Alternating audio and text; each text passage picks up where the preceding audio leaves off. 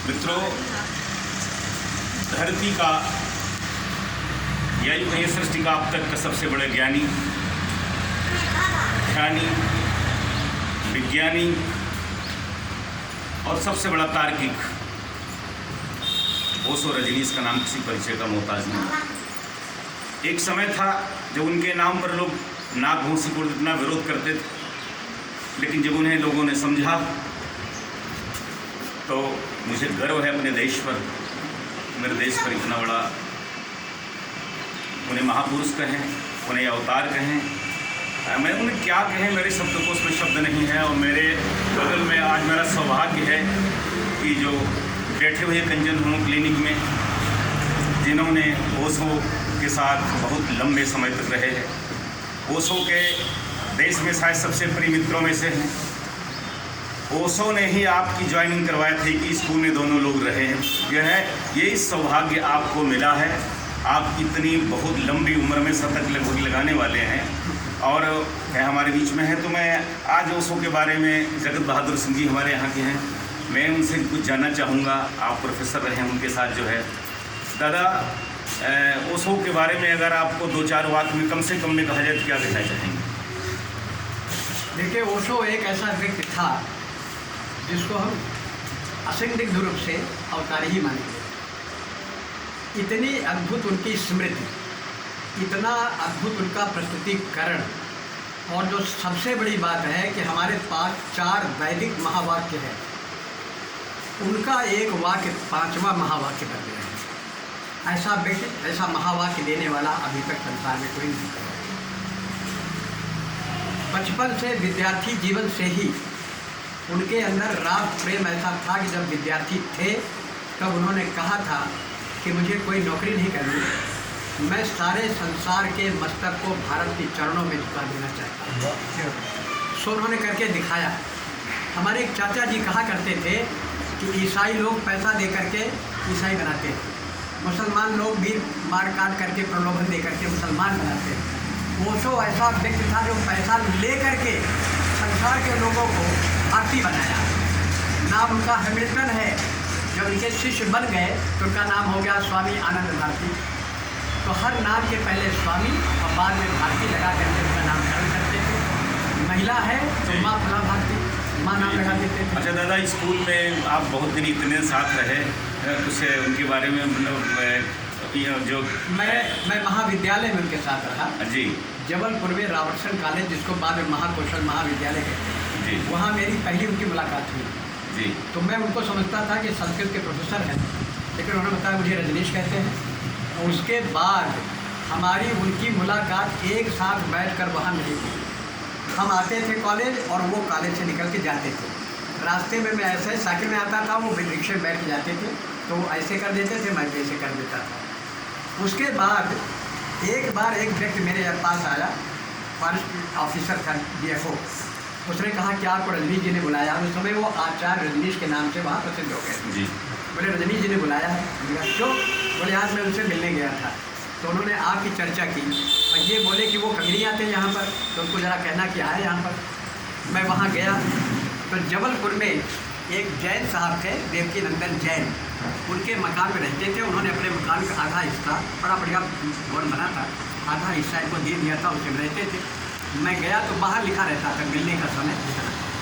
तो जब मैं गया तो हमसे बहुत हंसे, बोले कभी आए नहीं आप यहाँ पर? हमने कहा बाहर वो बोर्ड लगा है कि आप मिलने का समय ये है। अरे बोले उन लोगों के लिए है जो आकर के हमारा तमाम समय नष्ट करते हैं, आपके लिए नहीं। आपसे बात करेंगे तो हमको अच्छा लगेगा। तो उनसे फिर हम जाकर मिलने लगे और मित्रवत, जैसे एक दूसरे से जितने निकट हैं, शुरू से ही निकट रहे वो, ऐसी चर्चा करते थे। हम उनकी आलोचना भी करते थे, उनकी प्रशंसा भी करते थे, और उनके जो महावाक्य हैं उनकी महिमा आज हम समझ रहे हैं कि उस व्यक्ति के अंदर क्या था। हमने उनसे कहा कि आप प्रायः लोगों की आलोचना करते हैं, उनका खंडन करते हैं, मंडन कभी नहीं करते, और आप सबको बोले देखो मैं उद्देश्य मेरा ये है कि आपके अंदर जो पहले से भरा हुआ है कचरा, उसको निकाल दो। अगर एक कमरे में तमाम अंगड़ मंगड़ चीज़ें भरी हुई हो और बाहर से सूर्य की रोशनी आवे तो अंदर प्रवेश नहीं करेगी, उसको खाली कर दो तभी प्रकाश प्रवेश करेगा। तो अगर पहले से ही आपके अंदर जो भरा हुआ उसको नहीं निकालूंगा तो मेरी बात आप नहीं सुनेंगे। तो इसलिए तो पहले उसका निष्कासन करता हूँ जो आपके अंदर भरा हुआ। ये बात हमारी उनकी हुआ जी जी। दादा, छात्रों के प्रति उनका व्यवहार कैसा था, मतलब जो है उस समय? बिल्कुल वही था जैसे कि सुकरात और सुकरात के शिष्यों का था। वो विद्यार्थियों को वैसे नहीं पढ़ाते थे जैसे कोई विद्यार्थी को टीचर पढ़ा रहा है। वहाँ जाते थे और बिल्कुल दार्शनिक मुद्रा में टेबल पर बैठ जाते थे और जिस विषय पर उनको बोलना है बोला करते थे। लड़के सुनते थे, आते थे, जाते थे, किसी पर कोई नियंत्रण नहीं कि आप बैठो ना बैठो, प्रवचन चला करता था। जितना उनको बोलना था उनके लिए घंटा नहीं बचता था। माने वैसे सामान्यतः 40 मिनट का पीरियड होता है, उनके लिए घंटा नहीं बचता था। 40 व्यवस्था थी, जब चाहें तब आप आओगे और जब चाहें तब जाएँ। लेकिन वो नियम का पालन करते हुए आते थे। 1 घंटा प्रवचन करते थे जिस विषय बोलता और विद्यार्थी सुना करते थे, चाहे वो नोट जमाना में। जरा एक बात, उस कोई शिक्षा शास्त्रीय सेमिनार था उसमें उसको आप भी थे, उसको बोलने के लिए उन्हें कहा गया, तो उन्होंने जरा वो घटना बताया, क्या बोले? वही बता रहा हूँ जी। हमारे महाविद्यालय में एक बार इंस्पेक्शन वाली टीम आई यूजीसी की, यूनिवर्सिटी ग्रांट कमीशन की, तो उसके चेयरमैन DS कोठारी थे जी। तो वो आए और उस दिन विशेष रूप से जिनको हमारे प्रिंसिपल ने बुलाया कि कोठारी साहब आए हैं, तो उनके सम्मान में हम लोग कुछ करना चाहते हैं, तो आप वक्ता होंगे, कोठारी साहब होंगे और एक व्यक्ति जो संचालन करेगा वो होगा। उस दिन वो कॉलेज में आया ताकि कॉलेज के किसी कार्यक्रम में कभी काम भाग नहीं। जब आए तो कोठारी जी ने कहा कि पहले थोड़ा आप ही बोलिए, आप सुनिए इसको कैसे कहा। तो जैसे ही बोलने को हुआ तो बोले मुझे आश्चर्य है कि डॉक्टर कोठारी जैसे व्यक्ति यूजीसी के चेयरमैन जिनको पता ही नहीं कि शिक्षा क्या होती है, शिक्षा क्या होती है, शिक्षा शास्त्र क्या होता है, वो आज पूरे देश के संचालक हैं। जो इतना कहा तुम्हारे प्रिंसिपल बड़े बड़े आसाद हुए, कह रहे ये कैसा बोल दिया। तो उन्होंने कहा कि रणवीर जी ठहरिए ठहरिए। तो कोठारी बोले नहीं, रोकिए मत रोकिए मत। उन्होंने कहा कि कोठारी जी फिजिक्स के प्रोफेसर थे, फिजिक्स के संबंध में क्या जानते हैं हमसे मतलब नहीं, शिक्षा शास्त्र के संबंध में ये कुछ नहीं जानते। इनको कोई अधिकार नहीं है कि शिक्षकों के विद्यार्थियों के बीच में आकर के कुछ। पिछले 3000 वर्ष में हमारे देश में शिक्षा का विनाश किया गया ऐसे ही व्यक्तियों के द्वारा। ये वो बोले तो और भी आगे बोले, लंबा उनका प्रवचन था। उसके बाद जब वो बंद कर दिया तब कोठारी जी से हमारे प्रिंसिपल ने डरते डरते कहा कि आप जो कुछ बोला है उसको क्षमा कीजिएगा। और क्या बताया, क्या बोल गए। कोठारी जी ने कहा कि आज एक व्यक्ति ने मेरी आँख खोल दी। ये बिल्कुल सत्य है कि जो सच्ची शिक्षा की अवधारणा भारत में वैदिक काल से चली आ रही है उसको मैं नहीं जानता। मैं तो वास्तव में फिजिक्स का प्राध्यापक था सागर विश्वविद्यालय में, यूजीसी का चेयरमैन चुन गया, इसलिए मैं बोलता हूँ। और मैं वास्तव में जो रजनीश जी ने अभी तमाम बातें कही मैं इससे अभिज्ञ हूँ। आज एक व्यक्ति ने मेरी आँख खोल दी, मैं बहुत प्रसन्न हूँ। आपको किसी प्रकार से आशा है होने की आवश्यकता नहीं है। ठीक है दादा, वो जैसे वो सब पर कुछ लोग आरोप लगाते रहे चरित्रहीनता का, उनकी किताब का नाम सुनकर संभोग समाज की ओर, इन सारे संदर्भों में आप क्या कहना चाहते हैं? 2-3 बातें हैं, सिर्फ संक्षेप में 2 लोगों को बताना चाहता हूँ। हमारे गांव में आयुर्वेदिक चिकित्सालय है जी, उसके डॉक्टर थे TR मिश्रा, तो हमारे बड़े मित्र हो गए थे। तो मैं जब जाऊँ तो तुलसीदास के रामचरितमानस के बड़े थे, तो मैं जब जाऊँ बात करूँ जहाँ रजनीश का नाम लिया कैसे वो गाली देकर वो सारा रजनीश सारा भ्रष्ट रजनीश चरित्रहीन ऐसे करके मैंने 2-4 गाली देंगे तब आगे बड़े भ्रष्ट चरित्रहीन फलाना ठिकाना ऐसे कहें। तो मैं कोई बात कहूँ तो वो और ज़्यादा उत्तेजित हो। एक बार मैंने क्या किया, हमने कहा डॉक्टर साहब हम कैसेट लाए थे उनके श्री जी के और हमारे पास वही 2-in-1 था, गर्मी के दिन थे। तो हमने कहा डॉक्टर साहब हमारी इच्छा है कि आज शाम को हमारे यहाँ हमें और हम अखंडानंद जी का प्रवचन सुनाना चाहता हूँ। अखंडानंद जी जो हैं वो भागवत के मूर्धन्य विद्वान थे। अरे बोले वाह बिल्कुल आऊँगा। तो शाम को आए, उनके कंपाउंडर भी साथ में आए, हमने अपने गांव के कुछ लोगों को बिठाया और रजनीश जी का वो कैसेट उसमें लगाया जिसमें कर्म ज्ञान और भक्ति पर बोला गया। तो जब सुना आधा कैसेट 90 मिनट का कैसेट था वो बड़ा वाला, तो 45 मिनट जब सुना इसी बीच चाय पानी कराया उनको। तो हमने जब 45 मिनट ख़त्म हो गया, आपका कैसा लगा आपको?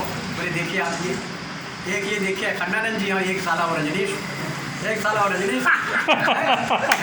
हमने कहा अच्छा लगा। अरे बोले क्या बात है सर, क्या बात? हमने कहा कि ठीक है, अभी आधा और है, उसको मैं कल सुनाऊंगा। बोले ना अभी सुनाओ। हमने कहा मेरे घर में आपके भोजन की व्यवस्था हो गई, खाना तैयार है। बोले वहीं रख दो इसको, ये तो हाथ में लेकर चलते हो ना, वहीं रख दो, आधा वो भी सुना दो। आधा वो भी उन्होंने भक्ति पर सुना। भक्ति पर वो प्रश्न मेरे पास है, ऐसा मैंने कभी नहीं सुना। भक्ति किसे कहते? श्रद्धा और भक्ति पर रामचंद्र ने बहुत लिखा, लेकिन जैसा बोला तो बोले बहुत अच्छा है। हमने कहा और सुनने की इच्छा है, कल भी आ जाना, लेकिन कल भोजन नहीं होगा, केवल चाय होगी। अरे बोले हम आएंगे।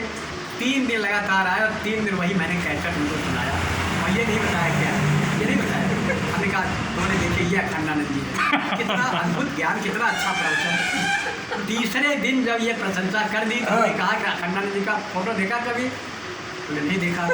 तो वो जो कैसेट था उसके ऊपर उनका चित्र और आचार्य रजनीश छपा हुआ था। तो हमने कहा ये देखिए जरा। बोले हैं ये तो आचार्य रजनीश लिखा है। हमने कहा वही सारा भ्रष्ट रजनीश जिसको आप बोला करते थे, ये उसका प्रवचन था। क्या बोल रहे हैं?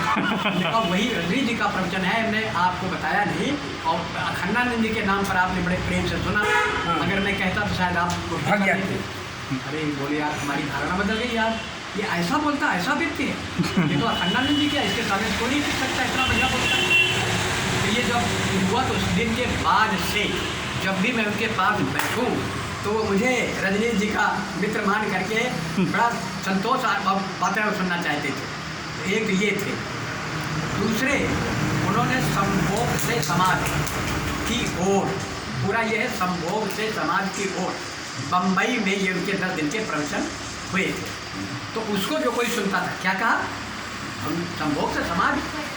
स्वामी करपात्री जी का नाम आप सब लोग जानते होंगे, धर्म सम्राट कहलाते थे जी। तो करपात्री जी ने एक किताब लिखी, क्या? संभोग से समाज। क्या संभोग से समाज? उस किताब को लेकर एक रविन्द्रनाथ पांडे जो संस्कृत के टीचर थे छिंदवाड़ा में, वो मेरे पास घर आए। बोले लीजिए साहब ये किताब। मैंने कहा क्या है? बोले स्वामी जी ने रजनीश जी का पूरा खंडन कर दिया। मैंने कहा किस बात का खंडन कर दिया? बोले देखिए तो किताब। तो मैंने किताब पढ़ी तो उसमें लिखा था संभोग से समाज। क्या? संभोग से समाज ये लिखा था। तो हमने कहा किताबें गलत, इसको क्या हम पढ़ेंगे? बोले क्यों? हमने कहा रजनीश जी का वाक्य है संभोग से समाज की ओर। हम वो जैसे संस्कृत के वाक्य हैं, मृत्योर्मा अमृत गमय, अंधकार से प्रकाश की ओर, मृत्यु से अमृतत्व की ओर। इसका क्या मतलब होता है? मृत्यु की बात करें? नहीं, मृत्यु से अमृत की तरफ बढ़ जाओ। इसमें लिखा है कि तुम्हारा संपूर्ण जीवन, हर व्यक्ति का जीवन काम भोग साधना में ही बीत जाता है सूक्ष्म आनंद की प्राप्ति के लिए, लेकिन वो नहीं मिलता है। आप इसको छोड़ो और संभोग से समाज की ओर बढ़ जाओ। समाज में जब आप बैठोगे तो जो ब्रह्मानंद की प्रतीति होगी तो आपका संपूर्ण जीवन धन्य हो जाएगा। इसलिए संभोग की आनंद की अनुभूति और समाज की अनुभूति, ये उनका कहना है। संभोग छोड़ो, इसी तरह पढ़ो। अब मुझे क्या किया ये? तो बोले अरे आप क्या बोल रहे हो कि स्वामी जी को आपने खंडन कर दिया? हमने कहा ये ऊपर जो नाम लिखा है यही गलत है। तो इस तरह से तमाम लोग उनके संबंध में बोलते रहे। एक सज्जन थे, उनका नाम था बनवारी लाल अग्रवाल, छिंदवाड़ा में थे, उनका मिल था बड़ा भारी। वो और हम लोग सब, एक डॉक्टर साहब थे वो थे, एक बासाराम जी थे वो भी मिल ओनर थे। तो ये सब लोग इतवार के साथ बैठते थे, तो वो भी सबसे बड़े आलोचक थे। तो हम जब कहें रजनीश के लिए रजनीश बड़ा अद्भुत ज्ञानी है, बोले ज्ञानी का चरित्रहीन है। वो कहें चरित्रहीन है। हमने कहा कैसे? बोले सब कोई जानता है क्या है उसके आश्रम में, ऐसी महिलाएं हैं, ये है वो फलाना। तो कैसे? एक बार क्या हुआ कि वो जो मिल था उसमें, मिल में ये गुल्लू का जो तेल होता है, ये जो जिसमें ये बनता है ना लाइफ बॉय, और पहले वो बनता था वो कपड़ा धोने का सनलाइट, सनलाइट कपड़ा धोने का और नहाने का लाइफ बॉय। तो बम्बई की जो मिल थी ये हिंदुस्तान लीवर वाली, तो उसको सप्लाई करते थे ये तेल।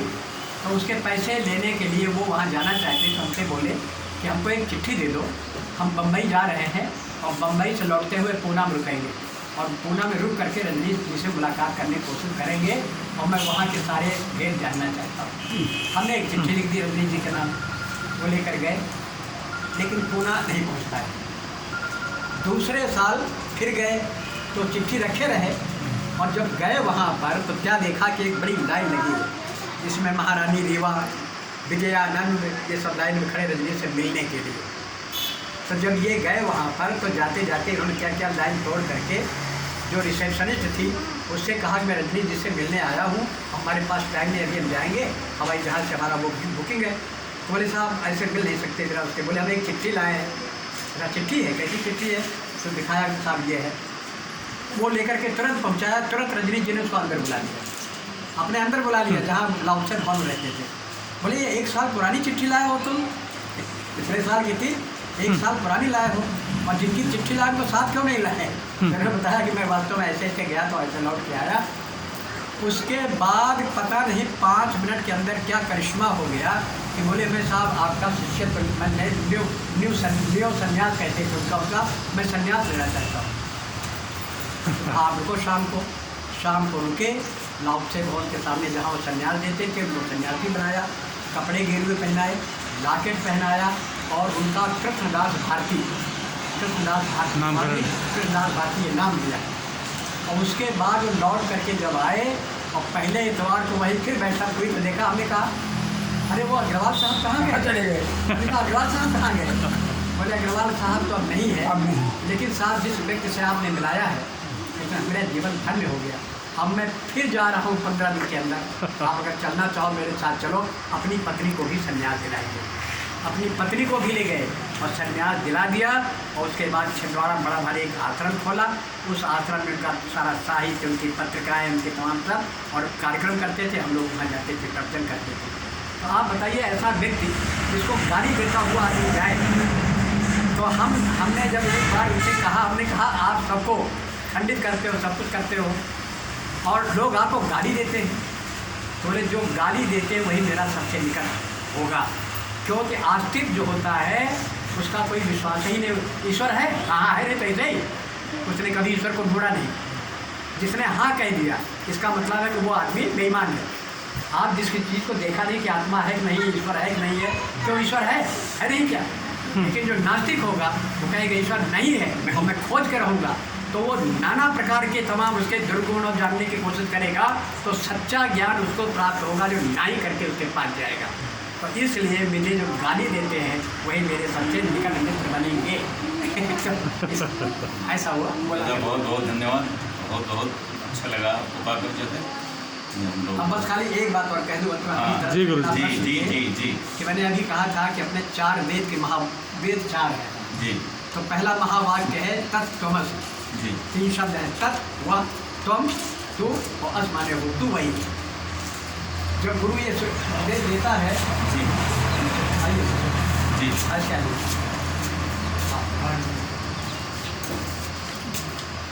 तत्त्वमसि। फिर उसके बाद शिष्य कहता है अहम ब्रह्मास्मि। 3 शब्द है, अहम ब्रह्म अस्मि, मैं ब्रह्म हूँ। तो उसने पहले कहा था तू वही ब्रह्म है, फिर शिष्य कहता मैं ब्रह्म हूँ। फिर गुरु कहता कि इतना ही नहीं है, सर्वम खलु इदं ब्रह्म। ये जो कुछ भी देख रहे हो ये सब ब्रह्म है।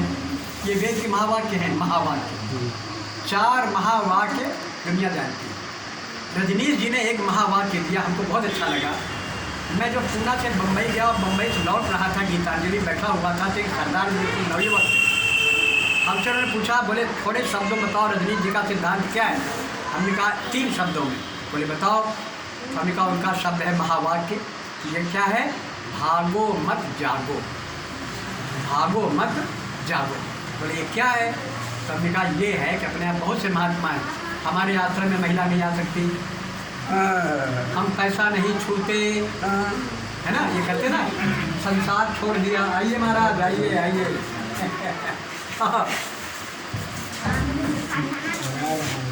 जी जी जी हाँ बन जाए कैसे कैसे हाँ दादा वक्त बात तो उन्होंने कहा भागो मत जागो।